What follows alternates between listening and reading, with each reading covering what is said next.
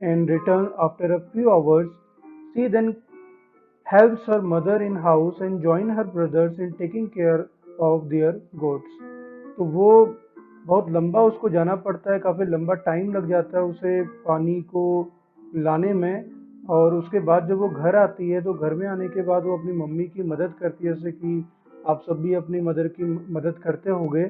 और अपने भाई की भी मदद करती हैं, क्योंकि उसका भाई जो है वो बकरियां चराने के लिए गया होता है, तो वहाँ पे भी उसकी मदद वो जो है मामा करती है। All her family owns is a piece of rocky land around their small hut. Mamba's father can barely grow some maize and beans on it after toiling hard. तो जो उसकी पूरी फैमिली है वो एक रॉकी लैंड है, यानी कि रॉकी लैंड का मतलब होता है जो माउंटेन है, माउंटेन की जो लैंड होती है, जैसे हमारे आप देख सकते हैं कि उत्तराखंड के अंदर में जितनी भी लैंड है वो सारी की सारी माउंटेन लैंड है। और ज़्यादातर जो पार्ट है उत्तराखंड का। और वहाँ पर जो एक छोटी सी जगह वहाँ पर अपना हट का मतलब होता है झोपड़ी लगा के छोटा सा घर बनाकर, जो पक्का घर नहीं होता है वो वहाँ पे बनाया उन्होंने अपने फैमिली ने, उनकी फैमिली ने। और वो पूरी की पूरी फैमिली वहाँ पे रहती है। जो मामास फादर हैं जो एक फार्मर हैं और जो बहुत मेहनत करते हैं अपनी उस लैंड के ऊपर में, तब भी वहाँ पे इतनी मेज़ या इतनी बीन्स नहीं उगा पाते हैं कि वो अपने पूरी फैमिली को उससे फीड कर पाएँ। जो वो आगे लिखा भी हुआ है इसमें, this is not enough to feed their family for the whole year. तो पूरे साल भर के लिए भी वो अपनी उस लैंड के ऊपर में प्रोडक्शन नहीं कर पाते हैं। अब एक दूसरी स्टोरी शुरू हो रही है पीटर की। तो पीटर कौन है और कहाँ रहता है, जरा बात करते हैं इसके बारे में। Peter lives in the heart of the sheep rearing region in New Zealand, where his family runs a wool processing factory. तो जो पीटर है वो न्यूजीलैंड में रहता है, और न्यूजीलैंड में किस जगह पे रहता है जहाँ पर सबसे ज़्यादा जो शिप हैं, शिप आप सब जानते होंगे, तो जहाँ पे सबसे ज़्यादा शिप को पाला जाता है, शिप जहाँ पे आराम से रह सकते हैं, ऐसी जगह जहाँ पे शिप्स के रहने के लिए काफ़ी आसान मतलब इन्वायरमेंट क्रिएट किया हुआ है, उस जगह पर जो है पीटर रहता है। और पीटर की जो फैमिली है वो शिप्स का ही काम करती है, यानी शिप से जो वूल आता है उसको प्रोसेस करने का काम जो है वो जो पीटर है उसकी फैमिली करती है। Every day when he returned from school, Peter watches his uncle taking care of their sheep. और जिस भी टाइम पर जो पीटर है वो स्कूल से घर को आता है, तो हमेशा देखता है कि जो उसके अंकल हैं, यानी कि हो सकता है उसके चाचा हों, तो वो जो है वो हमेशा अपने जो शीप हैं उनकी देखभाल करते हुए उसको वो देखता है उनको हमेशा।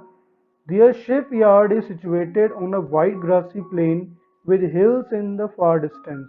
और जहाँ पर भी उनका जो शिपयार्ड है, शिपयार्ड का मतलब होता है कि जहाँ पे शिप्स को रखा जाता है, शिप जो है वहाँ पे आराम से रहते हैं अपने पूरे झुंड के साथ। ऐसी जगह पर जो है वो एक ऐसी जगह पर है जहाँ पे बहुत ज़्यादा ग्रासी प्लेन है, यानी कि दूर दूर तक हरियाली है और काफ़ी ज़्यादा घास है शिप्स के खाने के लिए। और वहाँ से जो हिल्स का डिस्टेंस है, यानी कि जो माउंटेन्स वहाँ पे छोटे मोटे माउंटेन्स हैं, उनका जो डिस्टेंस है वो काफ़ी दूर में है। It is managed in a scientific way using the latest technology. और ये सारा का सारा जो काम है, चाहे वो फैक्ट्री चलाने का काम हो, चाहे वो शिप्स से वूल को निकालने का काम हो, चाहे शिप्स को चराने का काम हो, सारी चीज़ें जो हैं लेटेस्ट टेक्नोलॉजी से करी जाती हैं। Peter's family also grows vegetable through organic farming. और जो पीटर की फैमिली है वो ऑर्गेनिक फार्मिंग कर कर, ऑर्गेनिक फार्मिंग के बारे में बता दूं मैं आपको। ऑर्गेनिक फार्मिंग का मतलब होता है ऐसी फार्मिंग जिसके अंदर में नेचुरल वेस्ट से फार्मिंग करी जाती है, मेन्योर का यूज़ किया जाता है, पेस्टिसाइड फर्टिलाइजर्स का यूज़ कम किया जाता है, और ऐसी चीज़ों का यूज़ किया जाता है जो लैंड को ख़राब नहीं करते हैं, उसको कहा जाता है ऑर्गेनिक फार्मिंग। तो ऑर्गेनिक फार्मिंग में भी जो है साइंटिफिक वे का यूज़ किया गया है। साइंटिफिक का मतलब होता है ऐसी चीज़ों का यूज़ करना जो काफ़ी लेटेस्ट टेक्नोलॉजी की चीज़ें हों। और हो सकता है वो ट्रैक्टर का यूज़ करते हैं, हो सकता है ट्यूबवेल्स का यूज़ करते हो इरिगेशन के लिए, हो सकता है कि जो पाइप्स हैं अच्छी पाइप्स उनका यूज़ करते हो। इस तरीके की टेक्नोलॉजी का यूज़ जो है पीटर की फैमिली जो है करती है। Mamba and Peter stay in two different parts of the world and lead very different lives. तो जो माम्बा और पीटर जिनके बारे में हमने यहाँ पढ़ा, ये दोनों जो है वर्ल्ड के डिफरेंट डिफरेंट जगह पे रहते हैं। एक अफ्रीका कॉन्टिनेंट में रहते हैं और एक न्यूजीलैंड जो है, न्यूजीलैंड में जो जगह है वहाँ पर रहते हैं पीटर। तो इस तरीके से क्या है कि दोनों जगह जो हैं वो अपने आप में बहुत अलग हैं। वहाँ का लैंड जो सिस्टम है वो अलग है, वहाँ का क्लाइमेट अलग है, वहाँ की टोपोग्राफी अलग है, वहाँ की सॉइल अलग है। तो ये चीज़ें जो हैं यहाँ पे बताया जा रहा है।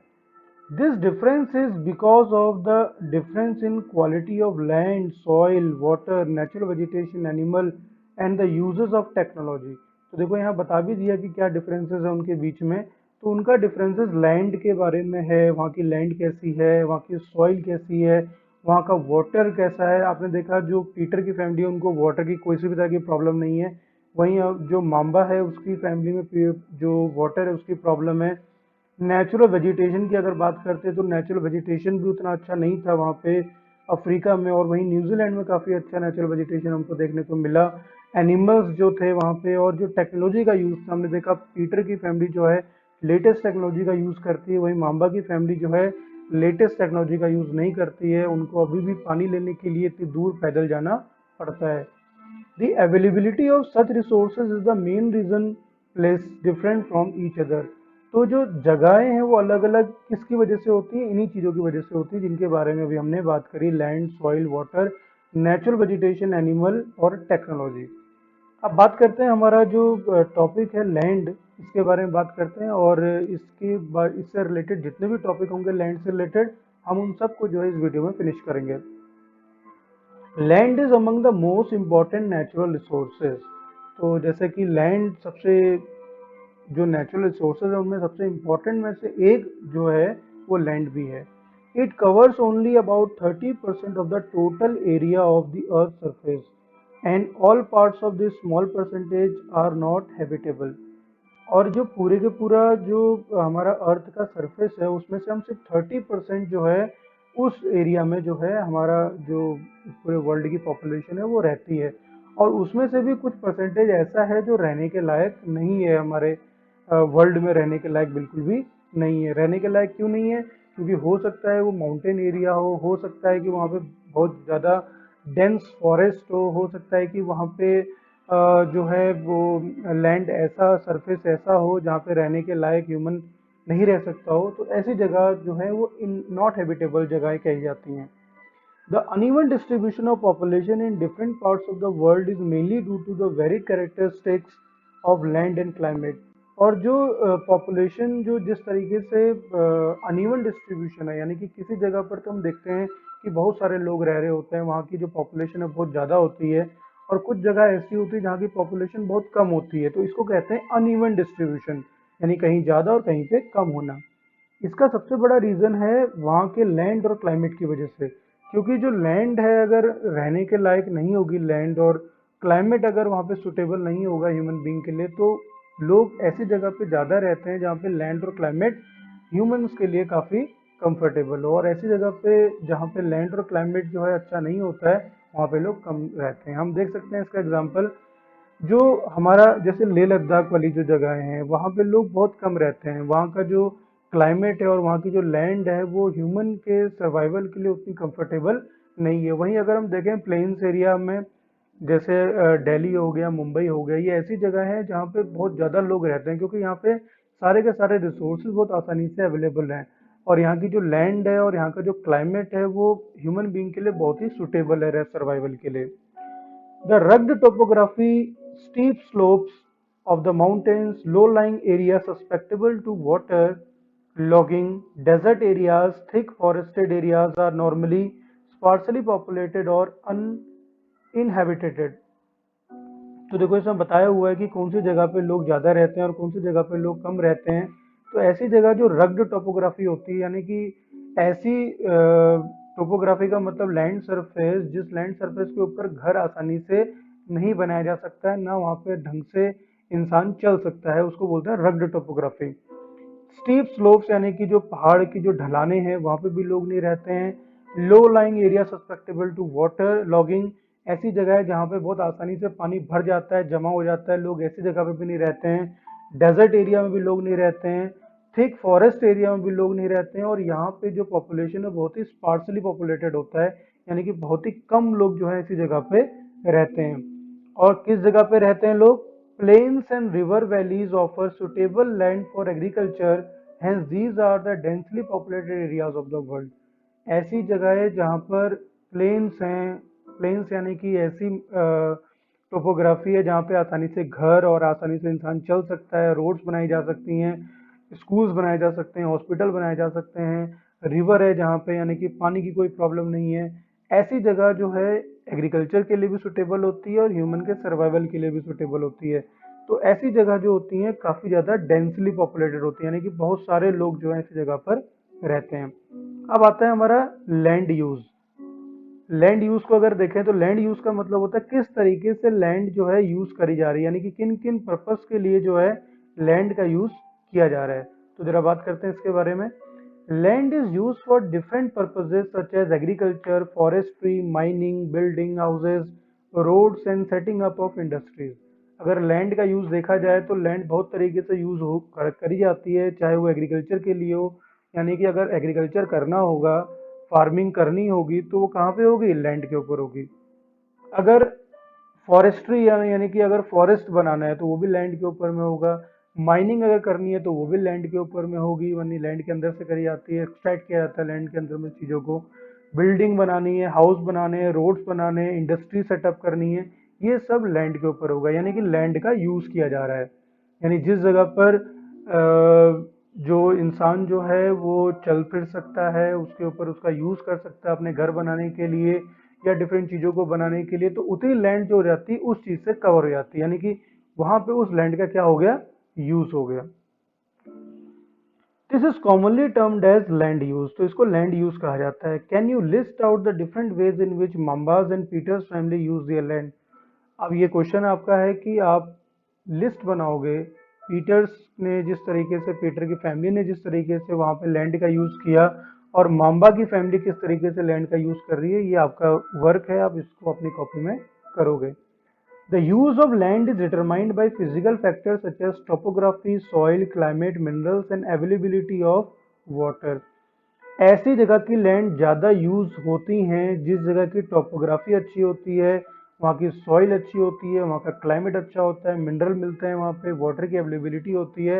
ऐसी जगह पे लोग ज़्यादा रहते भी हैं और ऐसी जगह की लैंड का ज़्यादा यूज़ भी किया जाता है, यानी कि ऐसी जगह पर आपको हॉस्पिटल बनाए हुए दिखाई देंगे, स्कूल्स बनाए हुए दिखाई देंगे, घर बहुत सारे दिखाई देंगे आपको, रोड्स बनाई हुई दिखाई देंगी, यानी कि इस जगह पर ज़्यादातर लोग रहते हैं और इस जगह की ज़्यादातर लैंड का यूज़ डिफरेंट डिफरेंट काम के लिए किया जाता है। Human factors such as population and technology are also important determinants of land use pattern। और जितने ज़्यादा जो ह्यूमंस हैं, जिस जगह पर ह्यूमन की पॉपुलेशन ज़्यादा होगी और जिस जगह पर टेक्नोलॉजी का यूज़ कर कर उस लैंड का यूज़ किया जा सकता है वो ज़्यादा होगा, वहाँ पर भी क्या होगा? लैंड का जो पैटर्न होगा यूज़ करने का वो अलग होगा, यानी कि वहाँ पे ज़्यादा से ज़्यादा लैंड जो है वो डिफरेंट कामों के लिए यूज़ की गई होगी। इसका बेस्ट एग्जांपल आप देख सकते हैं यहाँ पे जो फिगर 2.1 है, तो यहाँ पे जो सैल्जबर्ग है ऑस्ट्रिया में, वहाँ का एक फोटो दिखाया गया है और आप देख सकते हैं यहाँ पर कि कितनी अच्छी तरीके से लैंड का यूज़ किया गया है। वहाँ पे पानी की अवेलेबिलिटी भी है, वहाँ का क्लाइमेट भी अच्छा होगा और वहाँ पे जितने भी रिसोर्सेज हैं वो भी आसानी से मिल रहे होंगे, इसलिए सबसे ज़्यादा पॉपुलेशन जो है ऐसी जगह पर रह रही है जहाँ पे सबसे बड़ी चीज़ है वाटर की अवेलेबिलिटी का होना और प्लस वहाँ की लैंड जो है रहने के लिए मतलब सुटेबल होना। ऐसी जगह पे सबसे ज़्यादा लोग जो है रहते हैं। आगे बढ़ते हैं। Land can also be classified on the basis of ownership as private land and commonly community land. अब आप यहाँ पे देख सकते हैं कि लैंड को भी जो है उसके ओनरशिप के बेसिस पे दो पार्ट में डिवाइड किया हुआ है। ये एक क्वेश्चन बन सकता है आपका कि प्राइवेट जो लैंड है और कम्युनिटी लैंड है वो क्या होती है। तो प्राइवेट लैंड क्या होती है? Private land is owned by individuals whereas community land is owned by the community for common use like collection of fodder, fruits, nuts और मेडिसिनल हर्ब्स। आप देखते होंगे कि जो जगहें आपकी फैमिली ने खरीदी होती हैं, जैसे जो जिस घर जगह पे आपका घर बना होगा वो आपके फैमिली जो फैमिली के हेड होंगे या फिर जो भी फैमिली मेंबर्स होंगे उनके नाम पर होगी। तो इसका मतलब ही क्या हो गया, प्राइवेट लैंड होगी। इस लैंड के ऊपर कोई दूसरा नहीं आ सकता है। एक होता है कम्युनिटी लैंड। कम्युनिटी लैंड का मतलब होता है ऐसी लैंड जो बहुत सारे लोगों की मिलकर होती है। जैसे हमने देखा होगा हमारे गांव में कुछ जगह ऐसी होती हैं, या फिर कुछ जगह अगर हम देखें, अगर हम गांव की बात करते हैं तो कुछ जगह ऐसी होती है जहाँ पे कॉमनली जो है वहाँ पे जो जानवर है उनके पीने के लिए पानी का होता है। या फिर हो सकता है कि कुछ जगह ऐसी होती है जहाँ पे कॉमनली जो है सारे के सारे जो भी जानवर हैं वहाँ पे जाके चरते हैं, पास्चर लैंड कहते हैं उसको। तो ऐसी जगह जहाँ पे किसी एक का कोई भी ओनरशिप नहीं है, यानी ओनरशिप का मतलब कंट्रोल नहीं है, तो वहाँ पे इतने सारे सभी लोग ने जो है मिलकर जो है सबको बांटा हुआ है कंट्रोल उसमें, तो इसको कहा जाता है कम्युनिटी लैंड। आप देखते होंगे जो मंदिर हमारे गांव में होते हैं वो कम्युनिटी लैंड वाले होते हैं। उस मंदिर को अंदर कोई भी जा सकता है क्योंकि वो पूरे गांव का मंदिर होता है, तो इसको भी कम्युनिटी लैंड कही जा सकती है। आगे आता है इसके अंदर में, these community land are also called common property resource. तो ऐसी कम्युनिटी लैंड को कॉमन प्रॉपर्टी रिसोर्स भी कहा जाता है। People and their demands are ever growing but the availability of land is limited. जिस तरीके से लगातार पॉपुलेशन बढ़ती जा रही है उस तरीके से हमारी लैंड ग्रो नहीं हो रही है, क्योंकि लैंड तो उतनी की उतनी है। 30% है टोटल मिला के जो अर्थ की जहाँ पे लोग रहते हैं, और वो 30% का भी कुछ परसेंटेज ऐसा है जो रहने के लायक नहीं है। तो जिस परसेंटेज पे लोग रहते हैं वो लैंड तो नहीं बढ़ रही है, लेकिन पॉपुलेशन उसके ऊपर रहने के लिए लगातार क्या होती जा रही है, बढ़ती जा रही है। The quality of land also differ from place to place. People started encroaching the common lands to build up commercial areas, housing complexes in urban areas, and to expand the agricultural land in the rural areas. तो लोग जो है अब क्या हो रहा है कि जो लैंड की क्वालिटी है वो भी अलग अलग होती है। किसी जगह पे लैंड बहुत अच्छी लैंड होती है, अच्छी लैंड का मतलब हो गया उसके ऊपर आप एग्रीकल्चर भी कर सकते हैं, वो रहने के लिए भी अच्छी होती है, वहाँ पे अच्छी रोड्स बनाई जा सकती हैं। लेकिन कुछ लैंड ऐसी होती हैं जिन लैंड के ऊपर में ये सारे काम सही तरीके से नहीं हो सकते हैं। अब लेकिन लोगों ने क्या करना शुरू कर दिया है कि एंक्रोचिंग, एंक्रोचिंग का मतलब जबरदस्ती किसी के जगह पर जाना, उसको बोलते हैं एंक्रोचिंग। तो लोगों ने जो है अब जो ऐसी लैंड है जो कॉमन लैंड थी, अभी तक की हम जो कॉमन प्रॉपर्टी की बात कर रहे थे, उनके ऊपर कब्जा करना शुरू कर दिया है, यानी कि उनके ऊपर अपना अधिकार, अपना ओनरशिप करना शुरू कर दिया है। और उस जगह पर जो है वो लोग उस जगह का लैंड को जो है अपने खुद के पर्सनल नीड्स के लिए यूज करने लग गए हैं, जो कि पहले कम्युनिटी लैंड हुआ करती थी। तो इस तरीके से क्या हो रहा है, प्रॉब्लम्स हो रही हैं। और जो रूरल एरियाज की जो लैंड है उसके ऊपर एग्रीकल्चर को एक्सपेंड करना शुरू कर दिया है। तो वहाँ पर एग्रीकल्चर को एक्सपेंड करने से क्या हो गया है कि जो फार्मर्स की लैंड है रहने के लिए या और पर्पज के लिए वो कम होती चली जा रही है। Today, the vast change in the land use pattern also reflects the cultural changes in our society. आज जिस तरीके से हम देखते हैं कि जो लैंड यूज का पैटर्न है, यानी कि जिस तरीके से लैंड को यूज किया जा रहा है अलग अलग चीजों के लिए, वो लगातार तेजी से बदलता जा रहा है। और उसका सबसे बड़ा रीजन है हमारे कल्चर में बदलाव आना। हमारा कल्चर पहले क्या चीज अडॉप्ट करता था और आज किस चीज को अडॉप्ट करता जा रहा है। अब इसका एग्जांपल मैं आपको बताऊं तो पहले से जो लोग थे वो जो फॉरेस्ट था या फिर जो फॉरेस्ट की लैंड हुआ करती थी उसको वो लोग कट नहीं होने देते थे। वो लोग अपने उनको ये उनका ये मानना होता था कि अगर फॉरेस्ट उनको इतना कुछ दे रहा है तो हमें फॉरेस्ट को भी रिटर्न में देना चाहिए। और वो लोग प्लांटेशन किया करते थे। लेकिन आज जो कल्चर हमारा बदलता जा रहा है, आज हम कल्चर को भूलते जा रहे हैं। और उस तरीके से क्या हो रहा है, हम लैंड से ले तो रहे हैं, लैंड का यूज तो कर रहे हैं, लेकिन लैंड को रिटर्न में कुछ नहीं दे रहे हैं। जिसकी वजह से क्या हो रहा है कि जो लैंड है वो पूरी तरीके से क्या हो रही है, उसका मिसयूज होता जा रहा है। हम पेड़ ग्रो नहीं कर रहे हैं, हम किसी भी तरीके से किसी प्लांटेशन नहीं करते हैं, लैंड को जो है वो मिसयूज करते जा रहे हैं, उसका उसके ऊपर ऐसी इंडस्ट्रीज बना रहे हैं जिस इंडस्ट्री के बनाने से जो उस जगह की पर्टिकुलर लैंड है, वाटर है, वो खराब होता जा रहा है। तो इस तरीके से ये जो कल्चर में बदलाव आ रहा है, इससे भी कहीं ना कहीं हमें देखने को मिल रहा है कि जो लैंड का पैटर्न है यूज करने का वो बदलता जा रहा है। Land degradation, landslides, soil erosion, desertification are the major threats to the environment because of the expansion of agriculture and construction activities.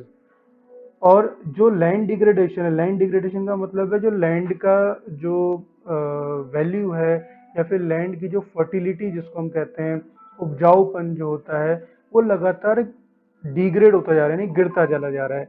क्यों गिरता चला जा रहा है? क्योंकि जिस तरीके से हम फर्टिलाइजर्स का यूज़ करते हैं, केमिकल्स का यूज़ करते हैं, तो उससे क्या हो रहा है, लैंड की फर्टिलिटी गिरती जा रही है। इसको बोलते हैं लैंड डिग्रेडेशन।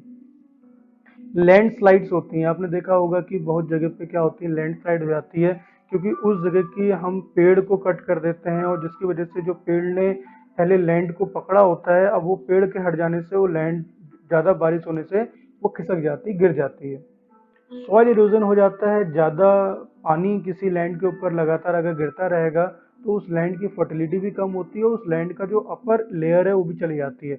अपर लेयर का जाना ही सॉइल इरोजन है। डिसर्टिफिकेशन, डिसर्टिफिकेशन का मतलब होता है कि जिस तरीके से जो लैंड का हम मिसयूज कर रहे हैं, जिस तरीके से जो लैंड जिस काम आने वाली है उसका काम हम नहीं कर रहे हैं, तो उसको डिसर्टिफिकेशन कहते हैं। इन सब चीज़ों की वजह से क्या हो रहा है, लगातार जो हमारे लैंड का पैटर्न है यूज़ करने का, वो बदलता जा रहा है, और हम लैंड का मिसयूज करते चले जा रहे हैं। अब यहाँ पे चार, अगर आप यहाँ पे चीज़ों को देखें, पिक्चर्स को देखें, तो फर्स्ट पिक्चर में हम देख सकते हैं कि किस तरीके से लैंड का यूज़ किस तरीके से हो रहा है। सेकंड में वो लैंड का यूज़ टेक्नोलॉजी से बढ़ गया, थर्ड में फिर वो और तेज़ी से बढ़ गया, और फोर्थ में बिल्कुल हाईली पॉपुलेटेड हो गया। और इस तरीके से टेक्नोलॉजी का यूज़ हुआ, लैंड का यूज़ हुआ कि वो पूरी तरीके से बदलता चला गया। अब आता है हमारा लास्ट टॉपिक आज का, conservation of land resources. Growing population and their ever-growing demand has led to a large-scale destruction of forest cover and arable land, and has created a fear of losing this natural resource।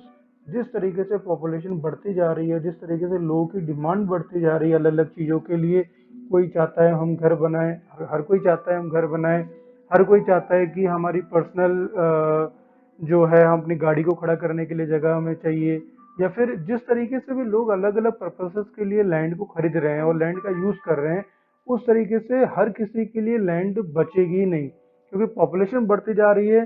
जिनके पास पैसा है वो तो land को use कर रहे हैं, लेकिन जिनके पास नहीं है, वो किसी न किसी तरीके से उनके पास रहने के लिए तक के लिए लैंड नहीं हो पा रही है। जो लैंड जिस पर्पस के लिए, अरेबल लैंड का मतलब होता है कि वो एग्रीकल्चर के लिए यूज़ हो सकती है, वो और किसी चीज़ के लिए यूज़ हो सकती है, लेकिन उस जगह पर हम इंडस्ट्री बनाकर एग्रीकल्चर को हटा दे रहे हैं। तो इससे क्या हो जा रहा है कि कहीं ना कहीं लैंड जिस पर्पस के लिए यूज़ होनी चाहिए, उस पर्पस के लिए यूज़ नहीं हो रही है। Therefore, at present rate of degradation of land must be checked। और इसीलिए ज़रूरी है कि हमें जो लैंड का डिग्रेडेशन हो रहा है उसे चेक करना चाहिए। चेक करने का मतलब है कि हमारी जो अथॉरिटीज़ हैं, जिनका ये काम है कि वो देखें कि किस तरीके से हम आने वाले टाइम में भी लैंड हमारे पास बचे, तो वो सब इन सब चीज़ों को देख सकते हैं और चेक कर सकते हैं कि कहीं गलत तरीके से तो लैंड का यूज़ नहीं हो रहा है। Afforestation, land reclamation, regulated use of chemical pesticide and fertilizers, and checks on overgrazing are some of the common methods used to conserve land resources। तो कुछ तरीके हैं जिन तरीकों से हम लैंड जो रिसोर्सेज हैं उनका बचाव कर सकते हैं, उनको बचा के रख सकते हैं आने वाले टाइम के लिए, जिसमें एफॉरेस्टेशन आता नहीं, पेड़ों को दोबारा से लगाना, फॉरेस्ट क्रिएट करना।